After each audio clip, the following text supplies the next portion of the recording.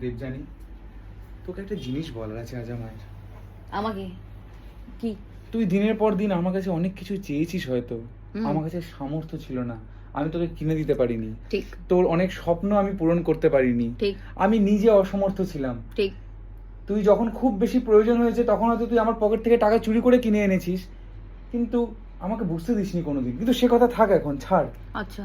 কিন্তু আজ আজ আমি আমার রক্ত জল করা টাকা জমিয়ে, একটু একটু করে মাথার ঘাম পায়ে ফেলে সেই টাকা জমিয়ে তোর জন্য একটা জিনিস কিনে এনেছি।